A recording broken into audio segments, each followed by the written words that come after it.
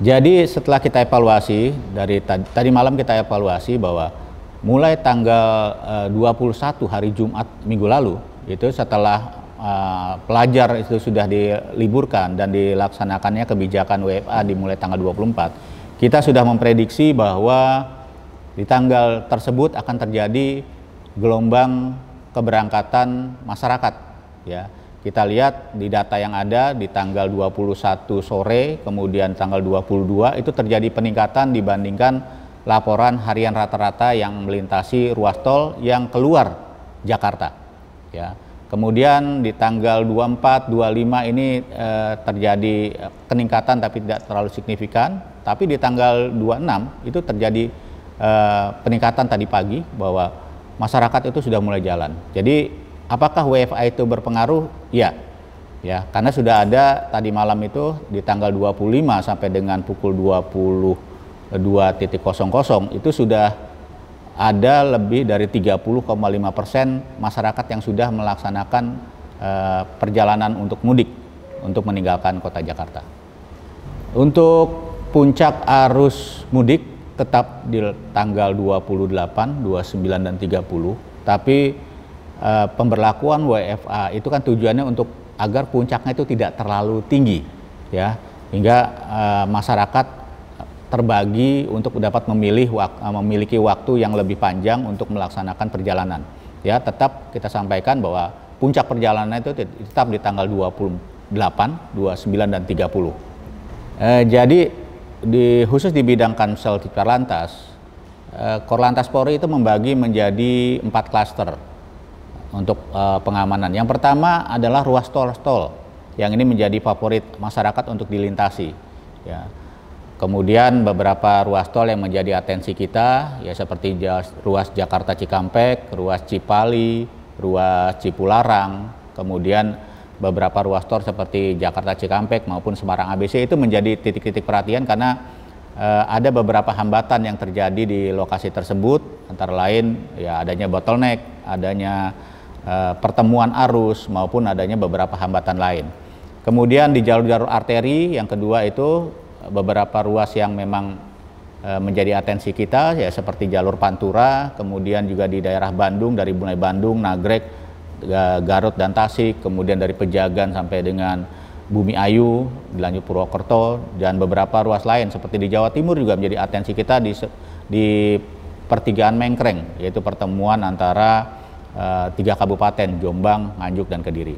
Jadi itu di arteri. Kemudian di lokasi penyeberangan atau pelabuhan penyeberangan, ya, beberapa yang menjadi atensi kita, jadi titik krusial untuk kita waspadai adalah titik penyeberangan di Pelabuhan Merak Bakahuni, kemudian ada juga penyeberangan Ketapang Gilimanuk yang ini jadi atensi khusus karena berdekatan dengan perayaan Hari Raya, itu ada perayaan Hari Nyepi di tanggal 29 yang kita harus betul-betul mengatur bagaimana flow masyarakat dan kendaraan yang akan melintasi lokasi tersebut, ya. Kemudian selesai itu juga ada lokasi-lokasi yang menjadi tujuan atau sasaran masyarakat yang akan melaksanakan aktivitas selama Lebaran seperti lokasi wisata, pusat pertokoan atau keramaian, dan lokasi-lokasi lain, termasuk lokasi ziarah yang nanti biasanya pada saat hari H dan hari H+1 akan ramai dikunjungi oleh masyarakat yang akan melaksanakan ziarah di pemakaman.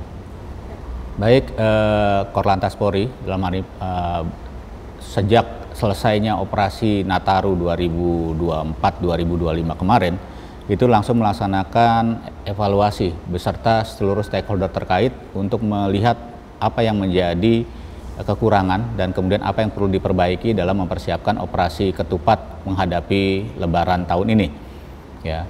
Kegiatan-kegiatan evaluasi tersebut dilakukan secara bersama-sama, kemudian juga secara sinergis, dari mulai mengecek lokasi-lokasi yang menjadi hambatan pada pelaksanaan Nataru kemarin, kemudian apa yang metode atau cara bertindak yang memang menjadi titik-titik yang harus diperbaiki untuk mengantisipasi meningkatnya arus mudik terutama pada saat Lebaran ini.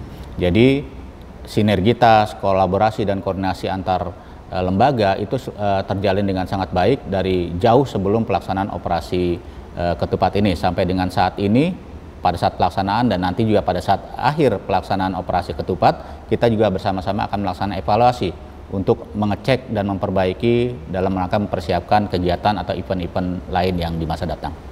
Jadi pelaksanaan manajemen rekayasa lalu lintas yang dilakukan oleh Korlantas beserta stakeholder terkait, mungkin dengan Jasa Marga, dengan pengelola tol lainnya, itu dilakukan berdasarkan parameter-parameter yang ada. Ada indikator yang telah kita sepakati bersama dengan seluruh stakeholder terkait.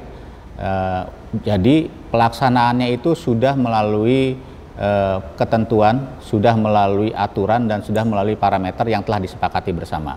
Sebagai contoh bahwa sebelum kita melaksanakan suatu rekayasa, apakah itu kontraflow maupun one way, ada indikator yang di jalan tol yang dimiliki oleh teman-teman Jasa Marga mencapai PCR rasionya 0,6 atau lebih. Ya, kemudian kondisi tersebut berlangsung selama 1 sampai dengan 3 jam. Nah, itu indikator pertama yang kita ambil sebelum kita melaksanakan rekayasa. Lalu kita akan mengecek bangkitan arus lalu lintas yang akan menuju lokasi yang akan kita laksanakan rekayasa tersebut. Kita contohkan apabila kita akan melaksanakan di jalur Jakarta Cikampek, bangkitan arus lalu lintas dari mulai Jakarta, Pondok Indah, kemudian Tanjung Priuk, bahkan tol Cimanggis Cibitung itu akan kita cek. Ya, setelah itu kita lihat bahwa akan terjadi peningkatan dari ruas-ruas tersebut, kita akan melihat ruas yang akan digunakan sebagai sarana rekayasa. Ya, kalau memang itu arusnya berimbang, sama-sama kuat, mungkin tidak akan kita lakukan. Ya, kalau parameter ketiga tersebut sudah masuk dalam hitungan, kita akan melihat kondisi jalur-jalur yang akan terimbas akibat rekayasa tersebut. Ya, contohnya kalau kita melaksanakan kegiatan one way di jalan tol, pasti jalur arteri akan terimbas untuk digunakan kendaraan yang lainnya. Jadi apakah manajemen rekayasa itu akan digunakan atau tidak? Ya, itu tergantung hasil counting kendaraan yang ada, pergerakan.